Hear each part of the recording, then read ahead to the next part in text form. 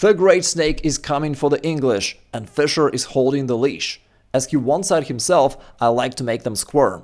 And this game shows exactly what he meant. Fischer is playing black here, and he's facing the English opening. You guys have asked me many times to show you some effective aggressive counter against it, so there we go. I'm Grandmaster Igor Smirnov, and let's see how Fischer handled that thing. What I like a lot about this game is that white player here played the most common moves. Therefore, this is exactly what you're going to be facing from time to time. And Fischer goes e5, grabbing the center, which is important, because otherwise, white could at some point play d4 themselves and transpose that into classical queen's gambit, that kind of stuff. Therefore, e5 is important to stop that. Together with the bishop, you hold firm grip of the square. White goes bishop g4, putting the bishop to this diagonal, and after d6, e3, black develops the knight to f6. I will also highlight some common errors that I see people are doing. Here, a lot of players develop this knight to e7, which is wrong. I understand the logic. You don't want to block this pawn because you hope to push it forward down the line. But from here, the knight is going to be very passive, especially if you move the pawn. This knight has no way out from there. All these squares are already taken by other pieces, and you just have no way of using this knight actively. Therefore, what Fischer did is correct. Knight goes to f6. White plays knight e2, both sides castle, and here there is another important moment. In this position, most players would simply develop this knight right here to c6. Although there's nothing terribly wrong with that move, what Fischer did is pawn to c6, and that is another crucial step of the system. You blockade white's light square bishop, which is white's main asset of the English opening, plus on top of that you also control that square. Therefore, white can never jump with his knight forward and start attacking you. That's why c6 is such a key move. Anyway, white goes d4, and that is another important moment. In this position, I see so many players take right here on d4. And, we're talking about the great snake variation. But if you play this is something totally different. You've basically just invented the sad worm variation, right? It's far less aggressive, and I certainly would not recommend that you go for it. Instead, and by the way, in general, if you've been following this channel, you know that to take is a mistake. Right? So don't do that. Instead, Fischer goes rook to e8, somewhat solidifying this pawn, but there's another idea behind this move. White goes rook b1, because very often in the English opening, they're trying to push the b pawn forward, which together with this bishop and the rook pressure will try to put pressure to your queen side. But here is the moment of truth. Fischer goes pawn e4, the very important move. It is part of black's overall strategy. You're like an anaconda, wrapping yourself around white's position gradually and squeezing it. And when the victim realizes that he's in trouble, by that time it's already too late. There's no way out. And e4 is kind of like that. You start to suffocate white. Now this bishop has no moves, it can't move forward at all. Therefore, this bishop previously used to be white's main hope, white's main asset, but now it is totally dull. Plus, you control some weak squares, which you can potentially occupy down the line in the future, even like this, it's pretty straightforward, could be.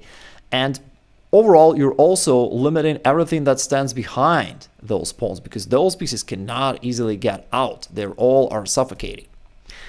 Now, white continues with pawn to b4. They're still expanding on the queen side, which is what they typically do here. And then bishop f5, just developing the bishop and once again reinforcing that key pawn so that white does not have any hope to get rid of it. White plays h3 though, trying to kick out the bishop by pushing his pawn, and black goes h5 to stop that advancement. Knight f4, just activating the knight. Knight d7, black completes his development. White continues to expand on the queen side, and now there is another interesting moment. Like, okay, this pawn gives you some space advantage on the king side, and in general, you wish to attack there on the king side and checkmate his king. But how do you do that? There is no easy way. But again, the great snake variation is very sneaky. You develop your attack gradually, and your opponent for a long time does not realize fully what is going on here. So play knight f8, a very unusual maneuver here, where you reroute the knight this way from b8 all the way to g5 to the king side. That looks like very long and ridiculous maneuver, but somehow in this setup it really works very well. White goes c5, trying to create some tension on the queen side, and how do you play here as black? Very often beginners take whenever there is an opportunity, and that is one of the most common errors that players play here. If you take on c5, it's a very bad idea. Now after the pawn recaptures, this rook is open and is already hitting your pawn. White has this pawn majority in the middle of the board, maybe he can break open the center at some point, and the situation becomes much less clear. White can double up against this pawn along the b-file. Overall, White's position became so much better just with one move. That's how important to understand these positional ideas.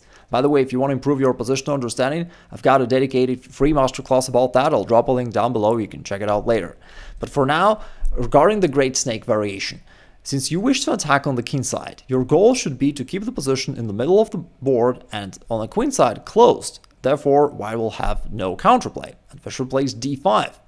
Now the position is locked, plus this pawn chain is so solid. There's no way White can do against that, and now this bishop again is totally passive. Not only the bishop, this time, for example, it has no moves forward because all these squares are already taken by Black's pawns. White continues to push pawns on the queen side, hoping for some counterplay. What do you do about that? Nothing. Your pawn is already protected, therefore there's no need to worry. Just stick to your plan, and Fischer continues this knight maneuver to the king side. White goes bishop d2 just to complete the development, knight to g5. Although right now there are no threats at the moment, but in general from here the knight can aim either at this square, attacking the king, or maybe take aim at this pawn on h3. It is currently defended at the moment, but right on the next turn after rook b2, Black already played queen d7, and now Black's got 3 attackers against that pawn, and therefore White needs to do something about that. In the game he played king h2, guarding the pawn that way. By the way, there was an interesting moment. How about pawn h4? How do you play here as Black? Would you just retreat the knight? Certainly not the right idea, and I'm absolutely sure that Fischer would play this move, because one of Fischer's core strategies was offense is the best defense. Like, if you just get your mind around that idea that whenever you're attacked, you don't have to automatically move that attacked piece, but you can ask yourself, can I counterattack? You'll immediately find so many more opportunities. And here bishop g4 is so much stronger because, of course, you definitely do not want to just retreat the knight. That is just very passive. But moving it forward is not easy. Your opponent will simply capture it. He's got control over that square. But if you play bishop g4, like right here, hitting the queen, now you're gaining a tempo, the queen needs to move somewhere, and now the knight doesn't have to go back, it can go forward. Now it's super well supported, and White is indeed in trouble. The king is in check. If White captures it, this bishop becomes so deadly, and probably White is going to be checkmated quickly. That is why White played king h2, just guarding the pawn. And now Fischer again plays bishop h6, quite a mysterious move. It is unclear what does this move really do, but we have this sneaky nature of this opening. You build up your attack gradually. But already on the next turn, after White played a5, getting ready to play a6 on the next turn and totally blow up Black's queen side, the snake bites with bishop g4, attacking the queen. But of course, the main question is, hey, how about White simply capturing the bishop? And they pretty much have to, because if the queen simply moves, Black will be able to infiltrate somewhere here and begin the attack that way. But of course, it doesn't seem like there's anything wrong with this capture. Moreover, at first, it's not even clear what's Black's idea at all. Black just gave up the bishop, and so what? The king is absolutely well protected with all these pieces standing around. Moreover, White played rook h1, kind of saying, you know what? I'm going to move my king backwards, and after that my rook will take over this open file, which you've just opened for me. Nevertheless, Fischer plays knight f3 check, and after the trade, now this pawn chain becomes absolutely monstrous and totally suffocates White. White continues king g1, opening up the line for the rook, and now this bishop on h6 is hanging. Fischer trades it off, pawn takes, and the position is still very unclear.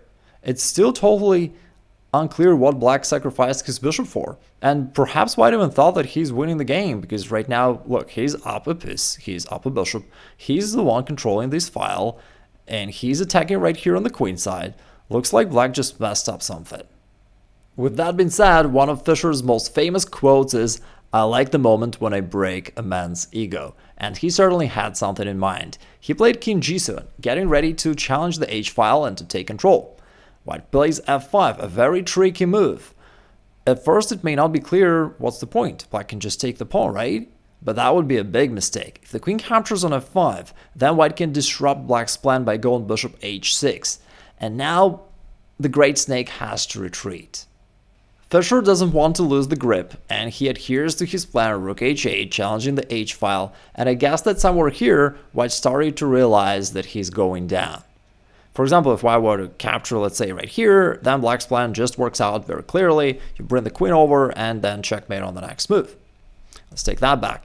And that is why White played bishop to h6 check. Although that gives up the bishop, White is just trying to mix things up. And when Fischer said, "I like to make them squirm," I guess this is what he really meant. White is desperately trying to find the way out, but it's not easy. Anyways, White is trying his best. Queen d2 check. Another interesting moment. Now at first it looks like Black should just retreat the king back to g7, but that would be a mistake, because at first it looks like, okay, I'm just bringing my king back, and then I'm gonna bring my queen and checkmate, right? Well, but now it is White to play. And he can play something like queen f4, hold on to this pawn, and there is no easy way for Black to somehow reroute the queen right there. Therefore, the pawn would fail. That is why instead, right here after queen d2 check, Fischer played the correct move pawn g5. That is another move that takes away some squares from White, and now together with this pawn chain, White is totally suffocated. They cannot just move their pieces forward. He still tried, however, to at least start some counterplay on the queen side, and again, 99% of players would probably just recapture right here, but Fischer says offense is the best defense, and just takes the pawn on f5. It's not for the pawn, it's just to bring the queen over and to checkmate the king. White goes knight d1, trying to reroute the knight for the defense, and he does that, and now king g6. It's quite interesting that at this point White resigned, right after Black's king move. Not any other attacking move, but the king move. What is the point? Well, although White can make a lot of progress on the queen side, but he's just one move too late, and he gets checkmated. And if you want to know my favorite aggressive opening for White, especially if you're below 1500, check out that video and I'll see you on the other side.